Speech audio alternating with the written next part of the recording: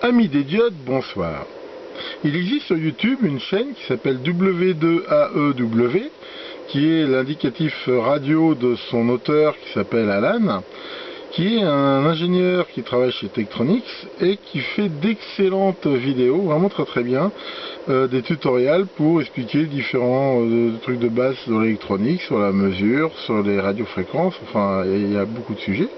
Par contre c'est en anglais.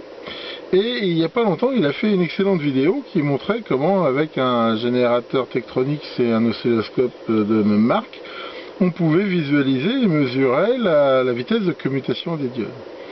Alors, pour ceux qui n'ont pas la chance de parler anglais, j'ai décidé de refaire un peu une vidéo sur le même sujet, mais en utilisant mon matériel que j'ai à disposition, à savoir ici un générateur Rigol et un oscilloscope Rigol.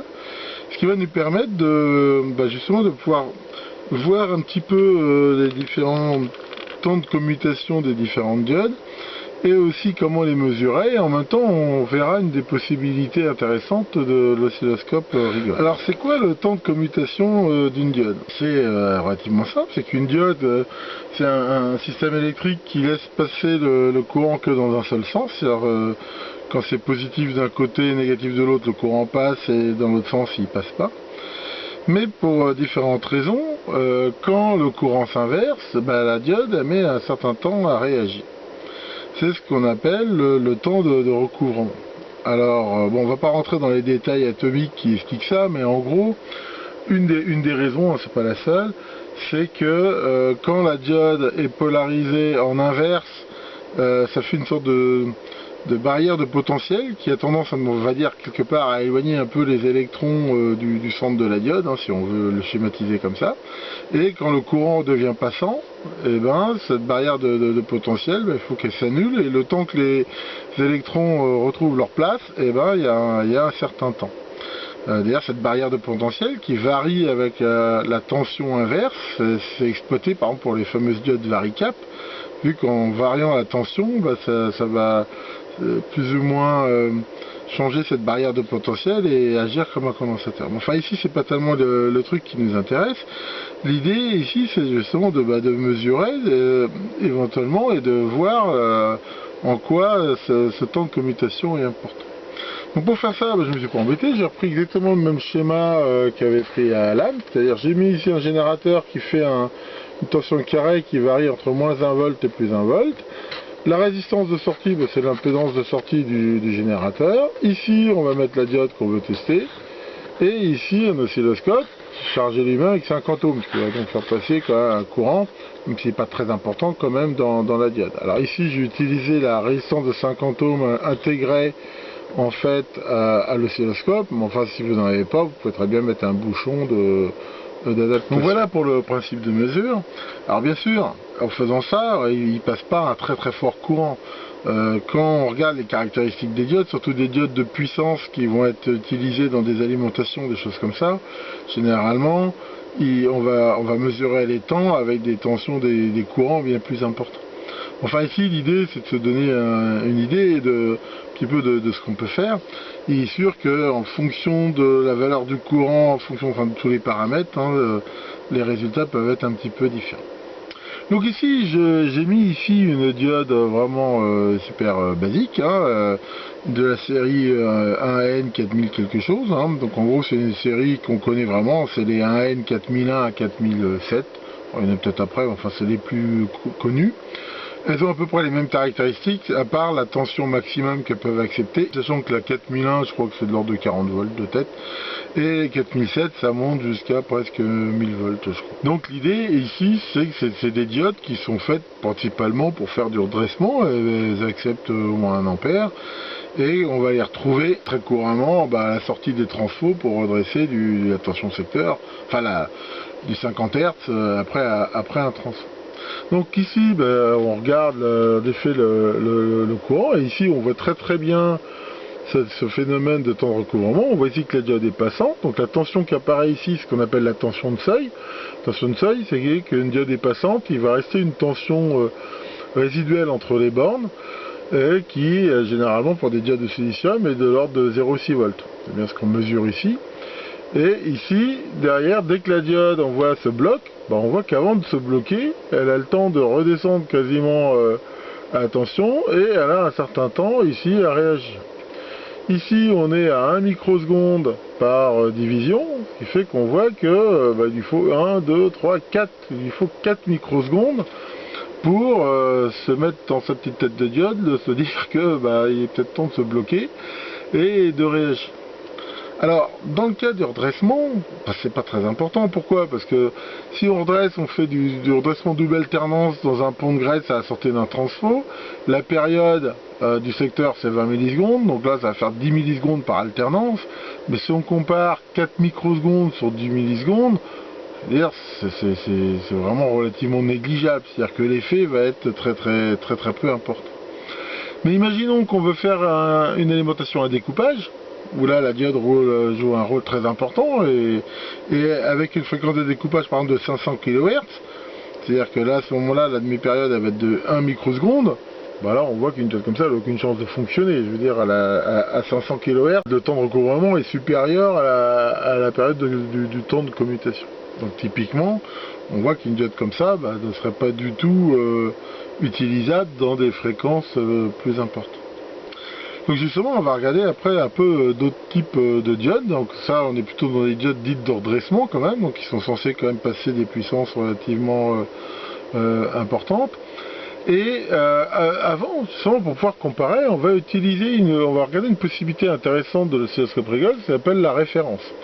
Donc à un moment donné, quand on a une trace comme ça, qu'on veut comparer avec autre chose, ben, on a la possibilité de la mémoriser en disant que c'est une référence. Donc on appuie ici sur le bouton Ref, on a jusqu'à 10 références qu'on peut afficher de façon simultanée. Donc là on va choisir la première, par exemple Ref 1. Donc ici on voit qu'elle s'affiche telle qu'elle est. Ensuite on va choisir quelle est la source, donc ici on va dire que c'est Channel 1. On appuie ici sur Save, et ici, hop, on voit que là, il nous a fait une copie exacte de la référence. Alors cette référence, vous voyez, on peut, une fois qu'elle est sélectionnée, la déplacer.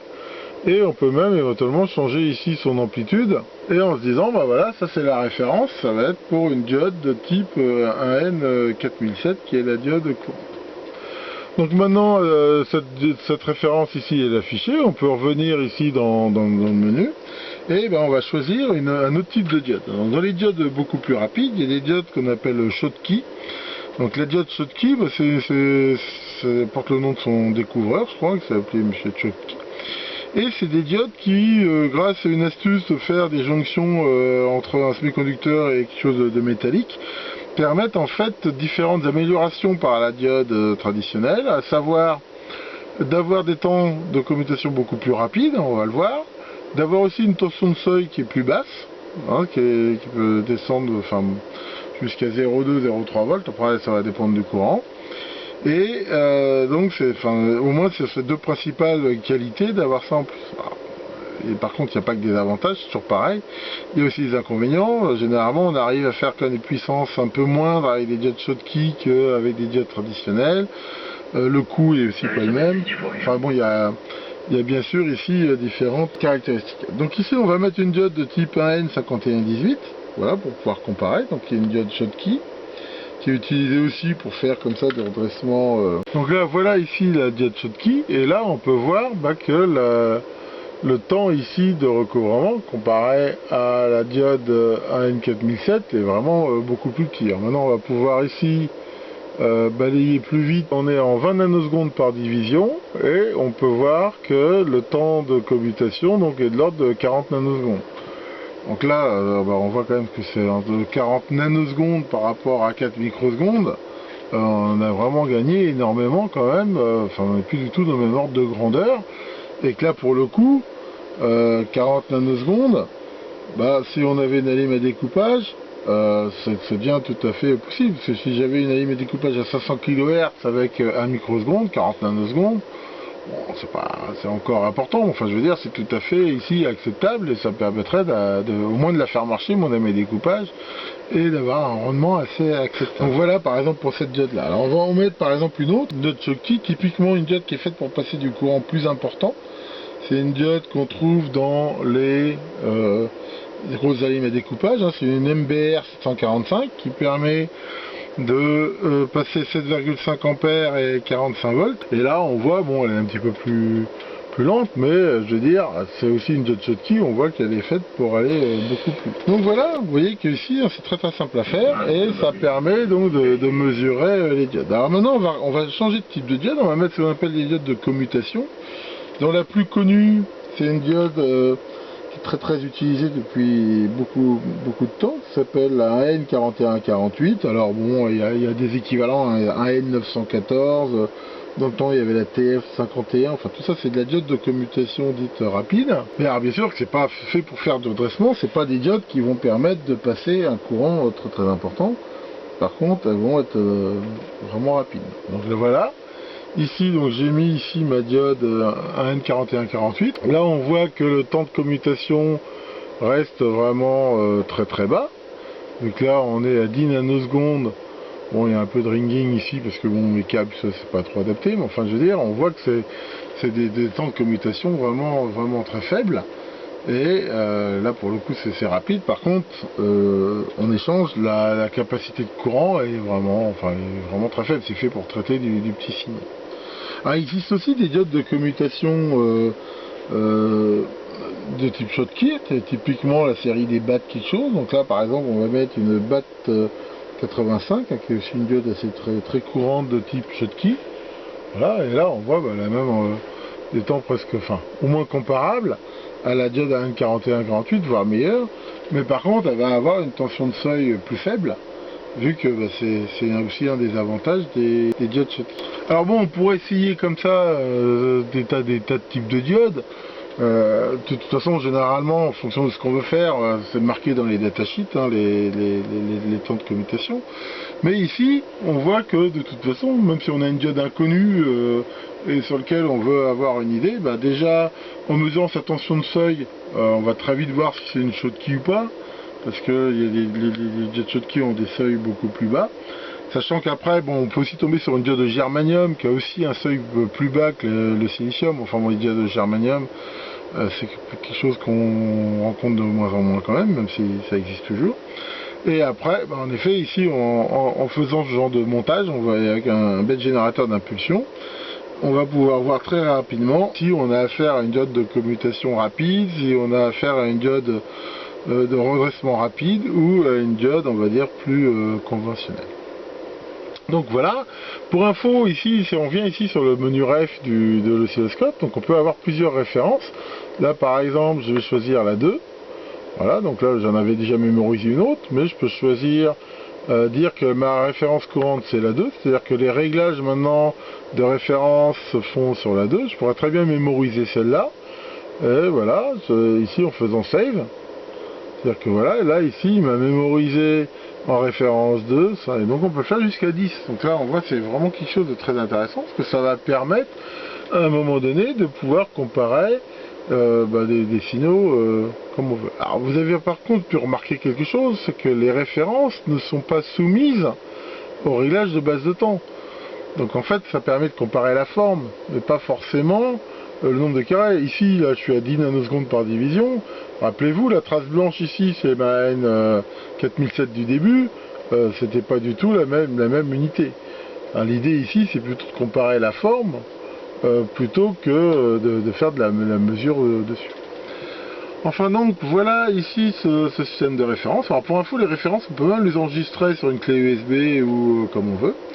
Il y a aussi la possibilité, mais ça je ferai une autre vidéo là-dessus, de pouvoir enregistrer carrément aussi des traces pour pouvoir les revoir. Mais ici, là, ce système de référence c'est quand même très pratique. Ça permet très facilement à un moment donné de pouvoir comparer différents types de signes.